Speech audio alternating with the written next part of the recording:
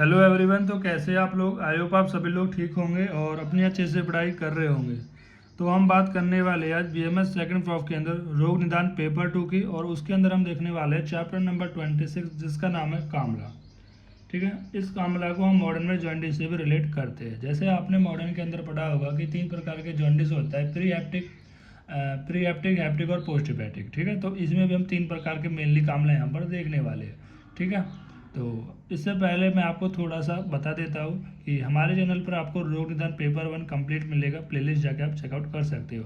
और रोग निदान पेपर 2 के इससे के पहले के चैप्टर कंप्लीट हो गए, वो भी आप चेकआउट कर सकते हो। और चरक के अंदर हमने बीएमएस सेकंड फ्रॉक के अंदर सूत्र स्थान भी काफ़ी हद तक कंप्लीट कर दिया है, निदान स्थान भी और विमान स्थान भी कुछ कुछ चैप्टर उनके अंदर रह रहे हैं। ठीक है, और अगत तंत्र में भी हम कम से कम 9 से 10 चैप्टर कंप्लीट कर चुके हैं। और स्वस्थ वेद के पेपर 1 में हमारे 2 चैप्टर अभी नहीं हुए, बाकी के चैप्टर वहाँ पर कंप्लीट हो चुके हैं। ठीक है, और द्रव्य गुण के भी हमने पेपर 1 के आयुर्वेद वाला पार्ट लगभग कंप्लीट कर लिया है। तो काफ़ी कुछ हम सेकंड प्रॉफ के अंदर कंप्लीट कर चुके हैं। तो अगर आपने कोई भी इनमें से नहीं देखा है तो आप एक बार प्लेलिस्ट चेकआउट करके देख सकते हो। चलो अब स्टार्ट करते हैं कामला के बारे में। कामला क्या होता है, जिसको हम मॉडर्न में जॉन्डिस से रिलेट करते हैं। वही जॉन्डिस जो आपने पढ़ा होगा, प्री हेपेटिक, मतलब अगर लीवर से पहला हो रहा है तो प्री हेपेटिक, अगर लीवर में कुछ दिक्कत आ रही है, ऑब्स्ट्रक्शन वगैरह आ रहा है, कुछ भी हो रहा है तो हेपेटिक। और फिर आता है पोस्ट हेपेटिक, पोस्ट हेपेटिक में आती है वैसे ऑब्स्ट्रक्शन वगैरह। तो ये 3 प्रकार के जॉन्डिस होते हैं। इस जॉन्डिस को हम क्या कहते हैं, मतलब वही जो नॉर्मल भाषा में पीलिया रोग वगैरह कहते हैं। तो हम मॉडर्न की बात तो नहीं करेंगे यहाँ पर, आयुर्वेद की समझते हैं। कामला, कामला जो बेसिकली होता है वो पित्त दोष प्रधान होता है। यानी कामला में कौन सा दोष प्रधान होता है, मेनली पित्त दोष प्रधान होता है। ठीक है, मैं ये नहीं कह रहा कि यहाँ पर वात कफ नहीं होंगे, वात कफ भी होंगे, लेकिन मेनली कौन सा दोष प्रधान होता है, पित्त दोष की वजह से देखने को मिलता है। अब जो कामला है वो आपका यहाँ पर रक्त व स्रोतस की व्याधि होती है। देखो ये बहुत इंपॉर्टेंट है, आपको कौन सा दोष है, कौन सा स्रोतस है। कि जब आप पूरी संप्राप्ति देखते हो ना, कि जब निदानों का सेवन से करते हो, दोष प्रकोपित होते हैं, तो दोष प्रकोपित होने के बाद दोष दूष्य समूर्चना होती है। दोष दूष्य, दूष्य क्या है, दोष कौन सा है, उनमें क्या समूर्चना हो रही है। और समूर्चना होने के बाद कहाँ पर समूर्चना होगी, जहाँ पर आपको स्रोतो खा वैगुण्य मिलता है, जहाँ पर आपको क्षय वैगुण्य मिलेगा, मतलब स्रोतस में दुष्टि मिलेगी, वहाँ पर ही आप होता है। तो ये बहुत इंपॉर्टेंट है कि स्रोतस में कौन सी दुष्टि हो रही है। ठीक है, और उसमें दोष कौन सा इन्वॉल्वमेंट था।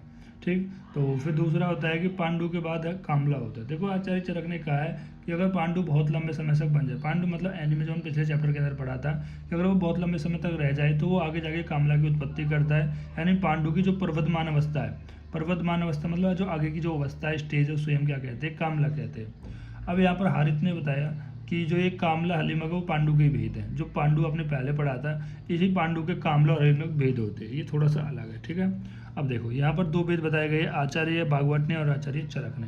ठीक, आचार्य भागवत ने बताया है जो कामला होता है वो 2 प्रकार का होता है, एक स्वतंत्र कामला, एक होता है परतंत्र कामला।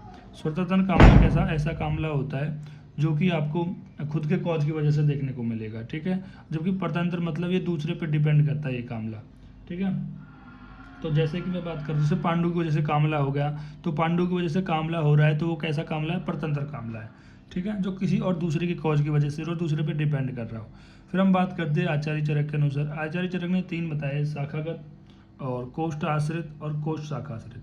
ठीक है, तो इनको आप रिलेट कर सकते हो। शाखा आश्रित को मतलब ऑब्स्ट्रक्टिव जॉन्डिस, और कोष्ठ आश्रित को नॉन ऑब्स्ट्रक्टिव जॉन्डिस है, और कोष्ठ शाखा आश्रित को हीमोलिटिक जॉन्डिस है। देखो एक्चुअली में होता कैसा है जॉन्डिस, ये तो आपको पता ही होगा। ठीक है, नहीं पता है तो मैं एक बार आपको मॉडर्न वाला थोड़ा सा पोर्शन बताता हूँ, ताकि आपको अगर नहीं पता है तो ये थोड़ा आप समझ सको। ठीक है, ये जैसे तो फिजियोलॉजी का पार्ट था फर्स्ट ईयर के अंदर, जो हम पहले कवर कर चुके थे। ठीक है, मैंने ही आपको फिजियोलॉजी कवर कराई थी, अगर आपने पढ़ी हो तो मुझसे। चलो स्टार्ट करते हैं। देखो पहले हम करते हैं, हमारा हीमोग्लोबिन होता है। तो हीमोग्लोबिन का ब्रेकडाउन होता है 2 पार्ट में, एक बनता है हमारा हीम पार्ट और एक बनता है हमारा ग्लोबिन पार्ट। अभी जो ग्लोबिन पार्ट है वो तो बाद में यूटिलाइज हो जाता है एंटीबॉडी एंटीजन के लिए, एक प्रोटीन तरह जैसा भी है। ठीक है, जो हीम वाला पार्ट है वो कन्वर्ट हो जाता है बिलीवर्डिन में। ठीक है, बिलीवर्डिन में। अब ये बिलीवर्डिन आगे जाके किस में कन्वर्ट होगा, बिलुरोबिन में कन्वर्ट होगा।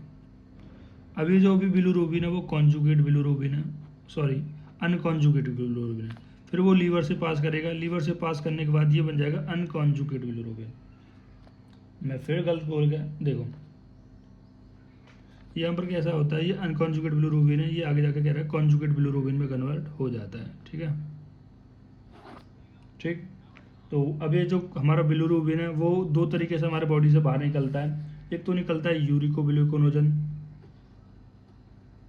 ठीक है, और एक निकलता है स्टीरियोग्लूकोनोजन। ठीक है, लिख लेना आप। देखो मैं यहाँ पर आपको बताना क्या चाह रहा हूँ, मैं बताना चाह रहा हूँ कि जो आपका यूरिन का जो कलर आ रहा है, येलोइश कलर आ रहा है, पीला सा जो कलर आ रहा है, वो बिलिरुबिन की वजह से आ रहा है। और जो आपके स्टूल में जो येलोइश सा कलर आ रहा है, वो भी किसकी वजह से आता है, बिलिरुबिन की वजह से आता है। समझ रहे हो बात को? ठीक। अगर ये देखो अभी हम आप देखेंगे यहाँ पर शाखाश्रित के अंदर क्या है कि जो आपका जो मल आएगा, ठीक है, जो मतलब मल आएगा, फीकल मैटर आएगा, वो वाइटिश आएगा, तिल के पिष्टी के समान आएगा, मतलब थोड़ा वाइटिश कलर आएगा। ठीक है, क्यों आएगा वो वहाँ पर देखेंगे। तो ये बेसिक संप्राप्ति है। ठीक है, मतलब बेसिक मॉडर्न की फिजियोलॉजी है जो हमने बताई आपको। तो शाखाश्रित, कोष्ठाश्रित, कोष्ठ शाखाश्रित। जैसे कोष्ठ शाखाश्रित को हम क्या बोलते हैं, हिमोलिटिक जॉन्डिस बोलते हैं। हिमोलिटिक जॉन्डिस का मतलब यही है कि जितनी ज़्यादा आरबीसी का ब्रेकडाउन होगा उतना ही ज़्यादा बिलिरुबिन बनेगा और उतना ही ज़्यादा आपको यहाँ पर ये देखने को मिलेगा। समझ रहे हो बात को? चलो नहीं समझ रहे तो अभी समझाऊंगा धीरे धीरे करके। ठीक है, तो स्रोतस मैंने बता दिया, ये रक्तवाहिनी स्रोतस की भी आती है। परिभाषा में से कुछ खास नहीं है, यहाँ पर बताया गया है कि ये कामला मुख्य रूप से एक रक्तवाहिनी स्रोतस की व्याधि होती है और पित्त प्रधान व्याधि होती है, जिसमें पित्तवर्धक निदानों के सेवन से बढ़ा हुआ जो पित्त है वो दूषित होकर रक्त और मांस को दूषित करता है।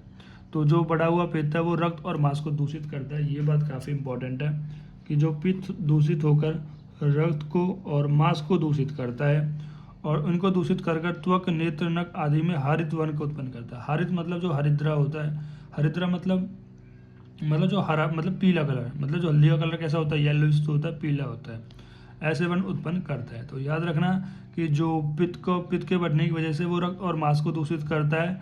जो आपकी आंखें, आपके नेल्स हैं, इन सभी में वो पीत वर्ण, हरित पीत वर्ण उत्पन्न करता है। ठीक है, समझ रहे बात को? देन इसके निदान की बात करते हैं। वैसे बेसिकली मैंने आपको बताया है कि कामला के अंदर पित्त दोष होता है, तो पित्त दोष यहाँ पर निदान देखने को मिलेंगे। जैसे पहले तो ये बताया गया कि अगर पांडु रोग द्वारा पित्तवर्धक पदार्थों को सेवन करना, मतलब ऐसा व्यक्ति जिसको पहले से पांडु है, पहले से अनीमिया है, वो और भी ज़्यादा पित्तवर्धक पदार्थों का सेवन करेगा तो उसको कामला देखने को मिल सकता है। या दूसरा, अम्ल, लवण, कटु, उष्ण, अन्नपान, मगपान, अपत्य सेवन पांडु रोग में वर्णित निदान। ठीक है, ये भी हो सकता है। देखो मैंने आपको कामला के दो कारण बताए। पहला एक स्वतंत्र, एक परतंत्र। स्वतंत्र तो मतलब जो कामला खुद की वजह से हो रहा है, परतंत्र मतलब ऐसा कामला जो पांडु की वजह से हो रहा है। ठीक है, तो यहाँ पर भी निदान इसी दो प्रकार से है। एक तो वो है कि आपका पहले ही पांडु और आपने और पित्तवर्धक आहार का सेवन कर लिया तो भी कामला हो गया, या आपने पित्तवर्धक आहार का सेवन कर लिया तो उससे भी कामला हो गया। ठीक है, तो ये देन इसके बाद संप्राप्ति की बात करते हैं।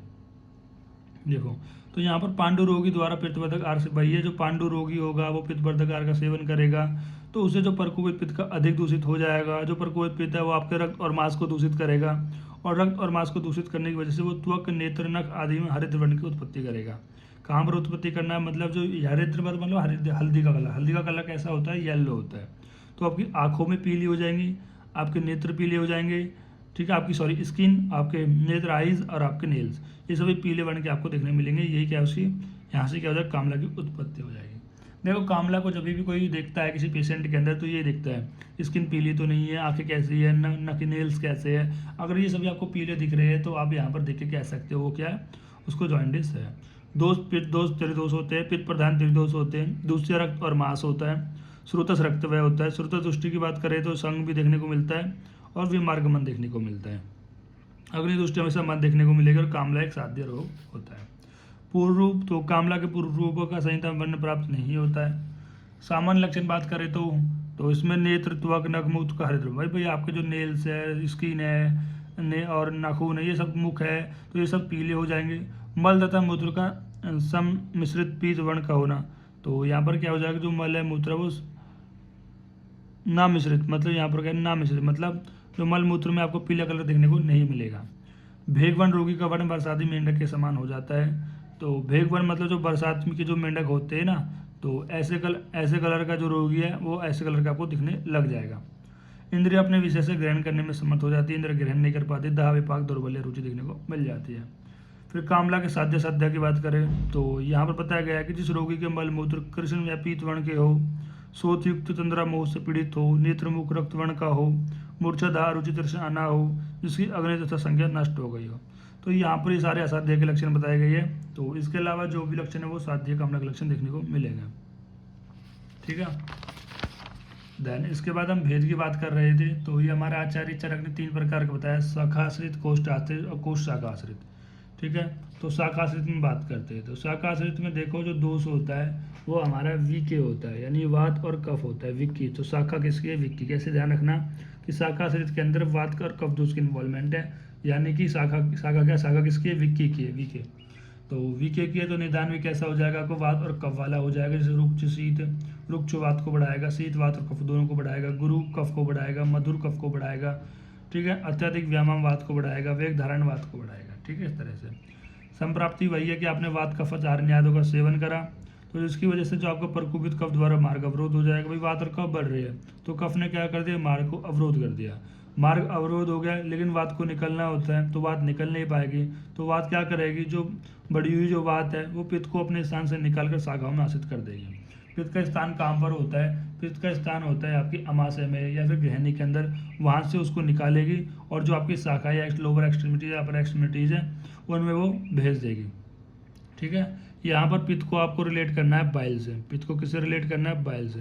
बाइल क्या होता है? आपका येलो कलर्ड कंपाउंड होता है, पिगमेंट होता है, जो कि आपके मल को, फीकल मैटर को, पुरीज को, नेल्स को, मतलब जो भी है वो सभी को येलो कलर देने का काम करता है।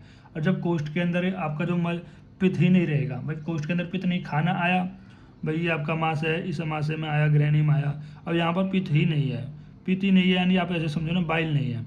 बाइल नहीं आ रहा है तो बाइल नहीं आ रहा है यहाँ पर, तो जो आपका आहार है उसको पीला कलर नहीं मिल पाएगा, यानी जो आपकी पोटी होगी, फीकल मैटर होगा, उसमें आपको कोई भी येलो कलर देखने को नहीं मिलेगा, वो आपको वाइटिश देखने को मिलेगी, ठीक है। तो त्वक, नेत्र, नख, मूल मूत्र, हृदय भाई जो आपको उस शाखाओं में पहचान देगा, तो आपकी आंखें, स्किन, सारी पूरी बॉडी कैसी हो जाएगी? आपको पीली देखने को मिल जाएगी, बशर्ते आपका जो फीकल मैटर है वो आपको यहाँ पर सफ़ेद वर्ण का देखने को मिलेगा, ठीक है। तो कफ द्वारा मार्ग अवरोध से पित्त पुनः कोष्ठ में नहीं आ पाता।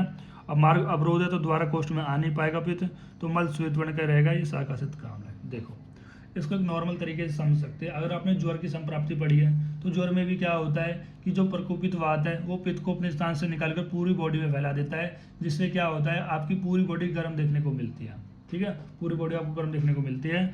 और इसी तरह से यहाँ पर भी आप समझिए शाकाश्रित के अंदर क्या हो रहा है कि वात कफ बढ़ रहे हैं, कफ ने मार्ग को अवरोध करा, पित्त निकलना चाह रही है तो पित्त और ज़्यादा फोर्स लगा रही है, तो ज़्यादा फोर्स लगाने की वजह से वो पित्त को अपने साथ ले जाती है। तो पित्त का स्थान कहाँ पर होता है? अमाशय और पक्वाशय के मध्य, ठीक है। तो वहाँ से फोर्स लगाने की वजह से पित्त को अपने स्थान से निकालती है और आपकी पूरी शाखाओं में फैला देती है।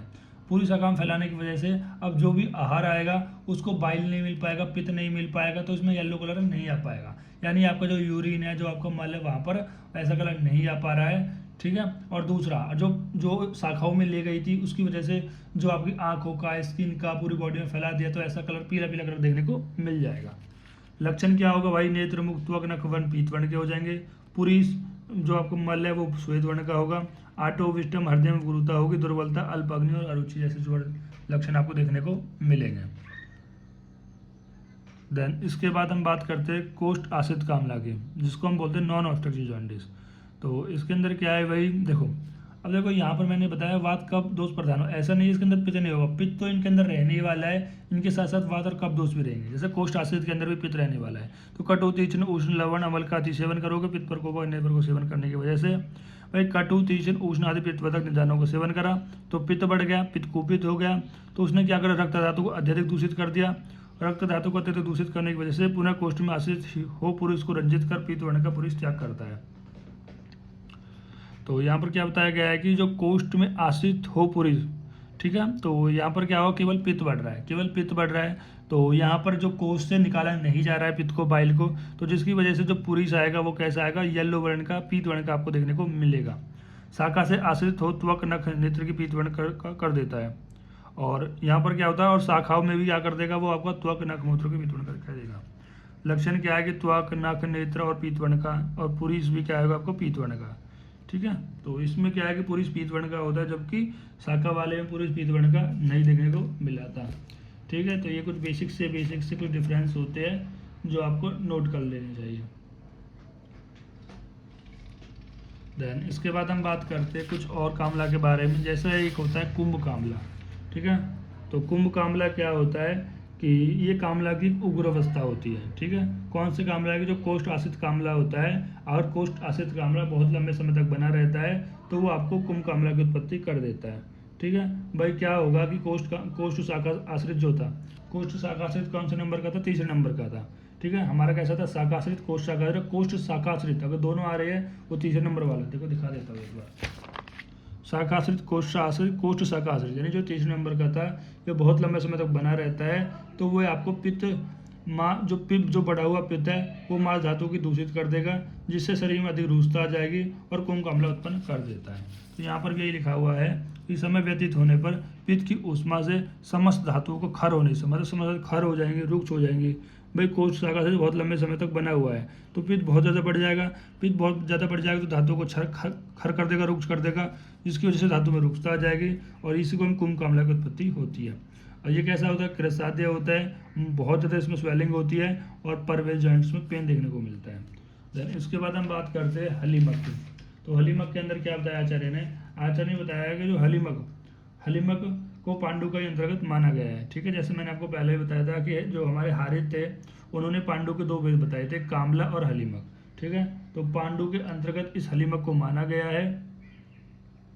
ठीक, और ये जो होता है ये हमारा वात पित्त प्रधान बताया गया है। ठीक है, तो ये कैसे होता है, ये जो शाखा आश्रित कामला होता है, ठीक है, वो अगर वो लंबे समय तक बनी रह जाए तो ये कौन सा होता है, शाखा आश्रित, याद रखना शाखा आश्रित है। शाखा आश्रित आपकी फर्स्ट वाली, और इसमें थर्ड वाली आ जाती है आपकी कौन सा, कोष्ठ शाखा आश्रित है। ठीक है, लिख लेना एक बार। तो इसमें शाखा से देखो, इसमें क्या आता है, अगर शाखा से बहुत लंबे समय तक बन जाए तो आपको हलीमक की उत्पत्ति हो सकती है। और कुंभ कामला में क्या बताया गया, कोष्ठ शाखा आश्रित बहुत लंबे समय तक कुंभ कामला हो सकती है। ठीक है, तो इस तरह से आप यहाँ पर बता सकते हो। तो जिसकी वजह से क्या होगा, यहाँ पर भी धातु क्षय होगा। देखो यहाँ पर क्या हो रहा था, खर उत्पन्न हो रहा था, तो इसकी वजह से क्या होगा, यहाँ पर धातु का क्षय होगा। ठीक है, और धातु का क्षय होने की वजह से यहाँ पर वात का प्रकोप होगा, नहीं वात का प्रकोप हो या धातु का क्षय हो, तो जिसकी वजह से यहाँ पर हलीमक रोग उत्पन्न होता है। ठीक है, ये आप सब बता रहे हैं, कुछ लक्षण ये देख लेना। तो ये इतने वैसे इंपॉर्टेंट नहीं थे, फिर मैंने आपको ये बता दें। तो इसी के साथ हमारा एक कामला वाला चैप्टर कंप्लीट होता है। Thank you guys.